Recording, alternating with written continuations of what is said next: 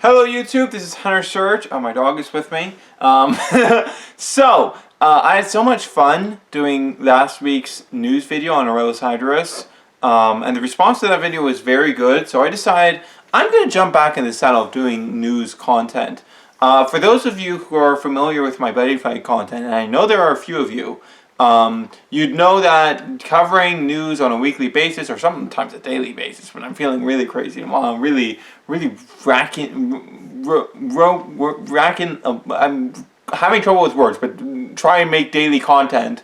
When I really want to do that stuff, I sometimes do it daily, but regardless, competitive-centric news content was basically my bread and butter back in the day, so I'm very comfortable doing it.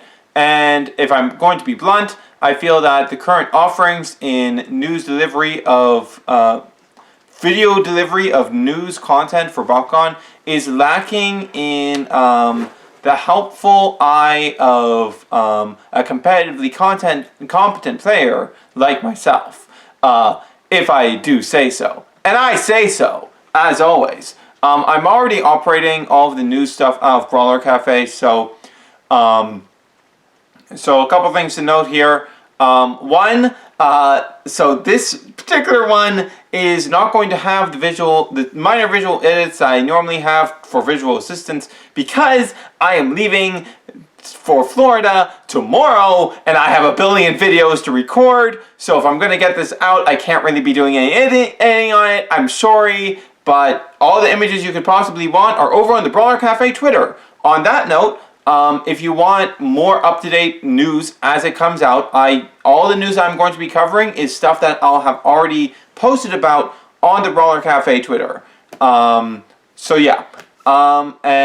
lastly, this won't necessarily happen every week. If there isn't news to talk about, which there isn't always going to be, due to the fact that we lack any sort of, say, like Car of the Day system, like, say, Bushiroad's games do, where, like, every weekday a new card is going to be revealed, then some weeks I'm just not going to do this video.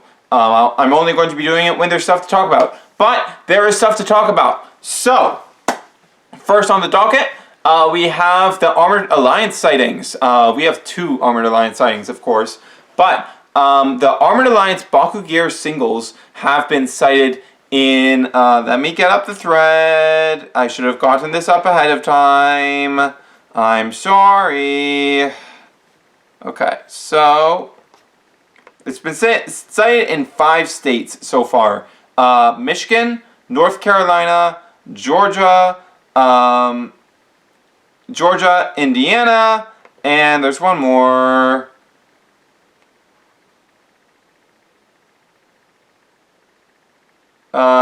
And also Illinois. It's been cited in those 5 states. So if you're in those 5 states, go check it out. And if you cite it in your state and you're not one of the ones listed, just let us know. Tweet us at Brawler Cafe, or let us know on the Discord or whatever, or in the comments below. I don't care whichever way you decide to do it, we will report on it and get that news out there. So because of that, some members of our Discord, of course, obtained the Baku-Gear single packs for themselves, and because of that, we have the details on what they contain. So we are going to very quickly go through the card and core contents of those, and this further confirmed the thing I was saying before about how the Baku-Gear singles, both the cores that come in them are reduction cores, because every core in these packs is reducing core. Is reducing this thing. Why is the card sheet not loading? This is bad. Why is it not loading? That's really weird. Okay, I just have to pull up the actual doc. Unless my internet is just failing. Okay, cool. Oh, it's working now. There we go. My internet was just failing for a moment. Very bad timing there, but okay. Also, the price for them. They're priced at 13 USD. So yeah, that's the price. So, for Pyrus Dragonoid Ultra, we have Pyro Hammer, which is the plus 12 damage, 6 cost. Flame Fist, plus 5 damage, minus 1 Baku-Gear energy. Shield is plus 200, minus 2 Baku-Gear cost. The best shield for reduction is in there. Aquos Hydros Ultra, Baku Thrusters. I can't even remember what this thing does. It's something really bad. But it does come with the best Flaming Fist. Flaming Fist plus 200B, plus 3 damage, and minus 2 Baku-Gear cost. And its shield is plus 250B, and minus 1 Baku-Gear cost. I think in like all of these, you have one core that reduces Baku-Gear cost by 1, and one core that reduces it by 2. So that's interesting to note. Ventus Trox Ultra comes with Baku Mordor. That's the one that gives Shadow Strike and it's like plus 300B, plus 6 damage. Way too high costed though. Flame Fist plus 200B, plus 3 damage, and minus 2 Baku-Gear cost. And Flame Fist is plus 5 damage, minus 1 Baku-Gear cost. So this one also comes with the best Flame Fist cost reducer. Hail Spegatrix Ultra. This is the big one, of course. Hail Bracers. This is decently good. I'm actually going to be doing a deck profile that you won't see for 2 weeks still, but that does use this card. So the Hail Bracers does have some usage. It comes with, and of course, Hail Spegatrix Ultra itself is like super strong, absolutely incredible. And on that note, Pyrus Dragonoid Ultra has some potential in like a good stuff stack. Like the idea would be you would pair it with Ventus Dragonoid. So Ventus Dragonoid would take the Helix, and Pyrus Dragonoid Ultra would be able to use the Magic Shield, and it would hit 1550B. So that's pretty nice. So Hail Spegatrix, it comes with a shield plus 300B, minus 1 Baku-Gear cost, and shield plus 150B, minus 2 Baku-Gear cost. Not the best, but ultimately the difference between the plus 150 plus 200 is not very big, because like you're going to be rolling off it as quickly as possible. So there's that. So that's not too much of a loss if you have to take that loss. And Hail Spegatrix is just really good. Unlike oh wait, Drago, the plus 200 comes in the Drago right now. Okay, so that's not a problem anyways. Darkus Nihilus Ultra. Darkus Nihilus Ultra, so I'm going to make a note on this right now. So, you can check our Twitter and see this for yourself, but one of our members did some rolling testing with all of these Bakugan. He obtained all 6. And with Darkus Nihilus Ultra, he discovered it's extremely consistent at picking up double cores, which is very good. And it even had a couple rare instances of it picking up triple cores. Unlike the original Darkus Nihilus Ultra in general, it does not need to be rolled a certain way, because basically both sides of its tail are able to magnetize cores, which makes it absurdly good at getting double core pickups. So this is going to be very useful. Something to keep in mind for use in any deck utilizing Trifecta, because that can make those effects come on much quicker. Also, so this is something to note. Previously, I've talked about how double core pickups can be detrimental. I might have not talked about this in a video, but I've talked about it a lot on Discord. But like in this, as we've talked about many times before, with these high-end cores, you're typically aiming to have one core of each for each of your Bakugan. And because of how hard it is to come by these cores on character cards, you typically won't be able to get more than that. And because of that, multi-core pickups can be detrimental. However, in a shield deck, this is not the case. In a shield deck, this is one of the few advantages that shield and fist decks have, but mainly shield decks. In a shield deck, you're able to very easily run 5 or 6 of your intended Baku core. And this is very relevant for Darkus Nihilus Ultra, because Darkus Nihilus Ultra hits 1200B with 1 shield. So you're able to hit 1600B with a double shield pickup, which is very good. Beyond that, Hail Spegatrix Ultra, the new one, the absurd one, is itself a double shield Bakugan. So you just need to find a third passable Bakugan, shield Bakugan. Maybe you could even go like with Ventus Spegatrix Ultra, Ventus Spegatrix Core, I mean, since that does bring one shield, so you have 4 shields there. So that could work. So I feel this is really important for Darkus Nihilus Ultra. Could be important for Aurelius Nihilus Ultra too, because that thing looks very good, and having this double core pickup capacity will only make it stronger. So yeah, that is very good for that. As for the contents, Scorching Swords. This has usage in Helix, but Helix is a bit of a niche deck. But regardless, it does have that use there. As for the cores, we have an even worse shield core here. Shield plus 100B, minus 2 Baku-Gear cost. Not very good. And its other one is, that can't be right. That can't be right. That's 2 shields. Let me just make sure I have this right then. From Ryzen has images. Alright, where is your images of the contents?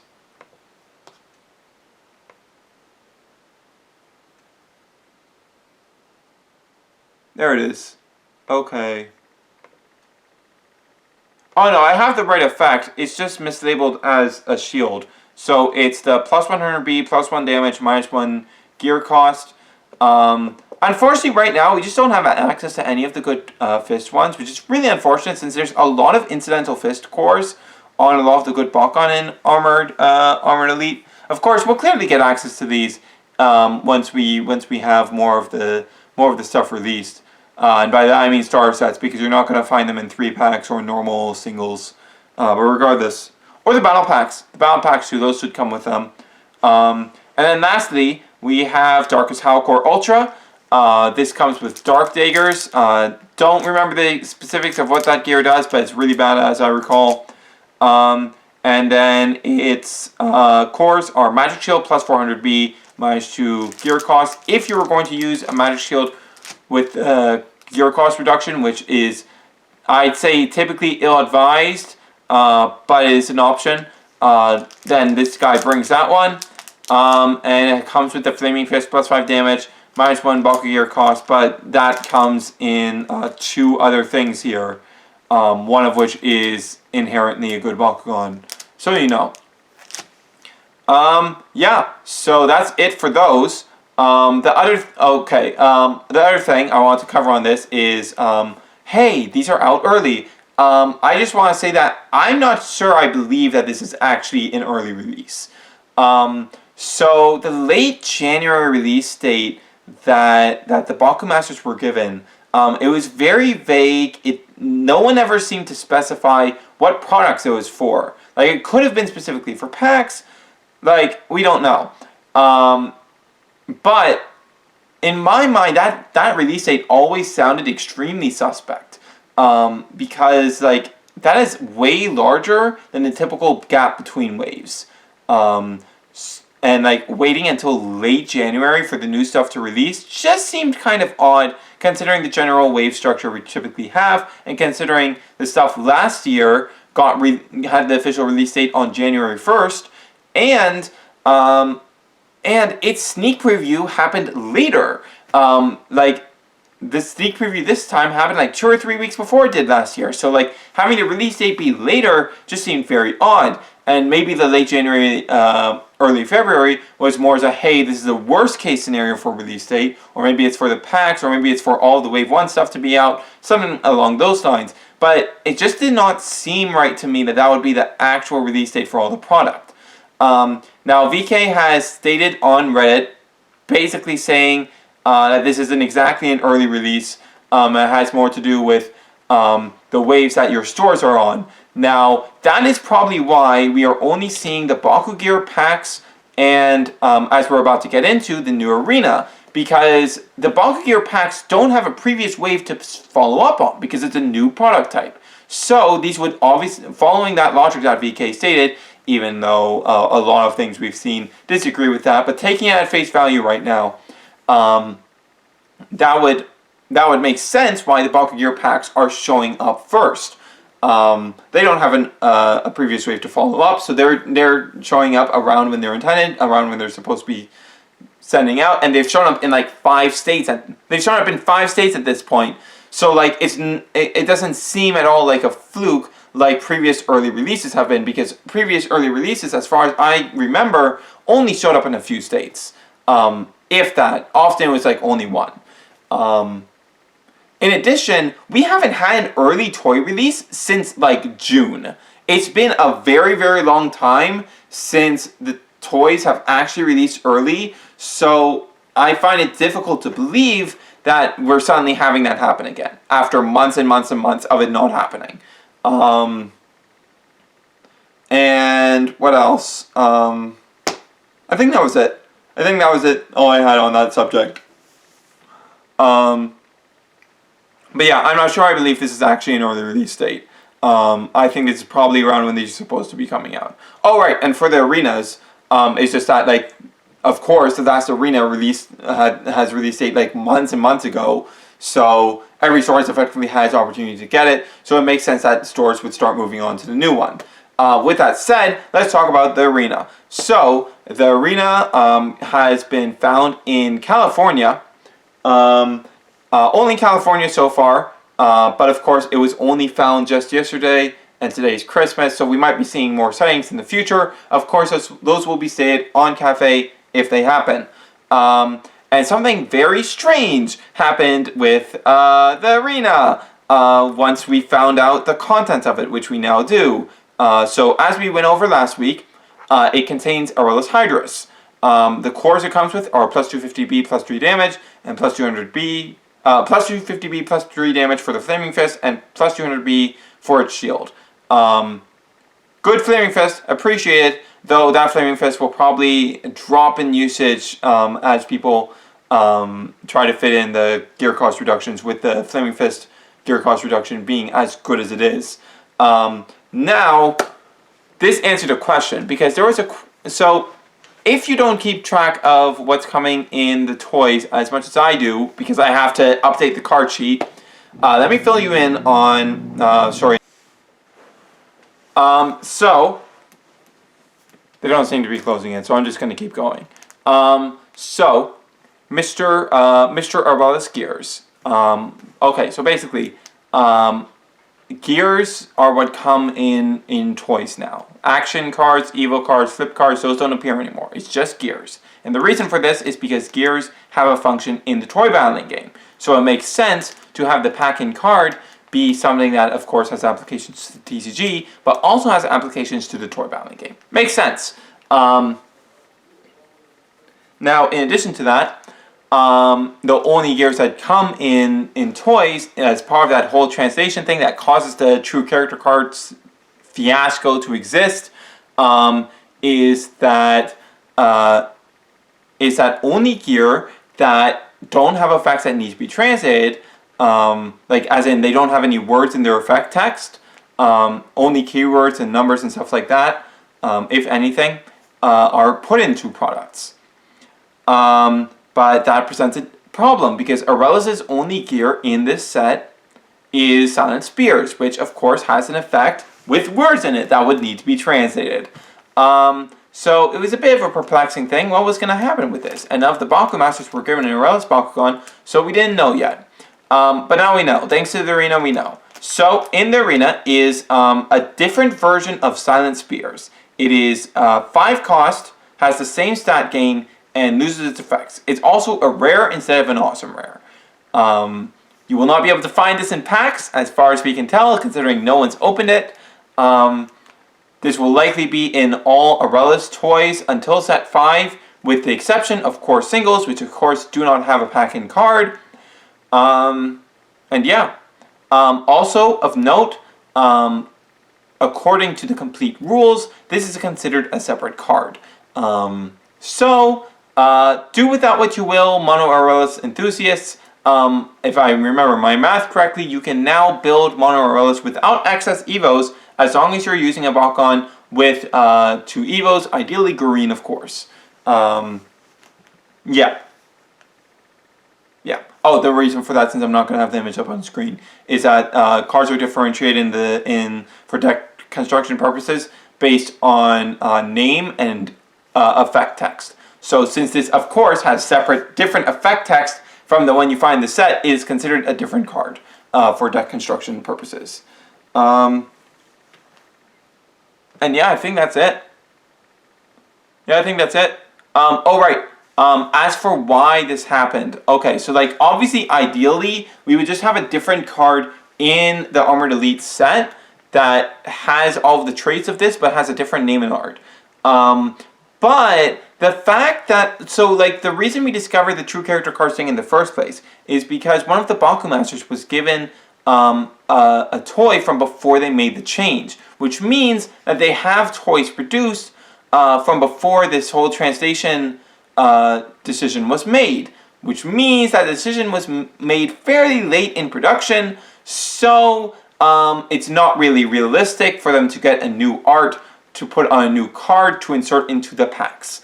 And packs seem to enter production earlier than the toys do relative to release, based on what we've seen before.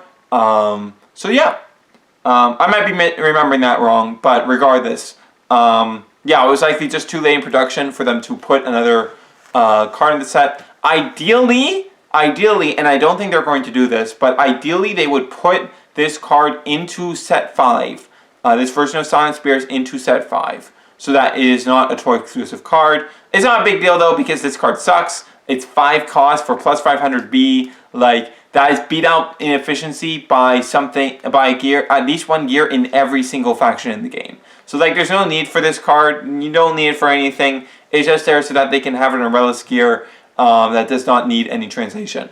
So, with that said, I hope you guys enjoyed. This went on about 3 minutes longer than usual, than it should have, because of garage door shenanigans. Sorry about that, but as I said, I do not have time to edit this down. If I don't remember if YouTube's editors still exists, but if it does, I will try using that to edit out that section. But if not, I'm sorry. I'm sure you'll just have to live with it. And if I do that, this section is going to be very confusing. But regardless, this is Hunter Surge of the Brawler Cafe, signing off.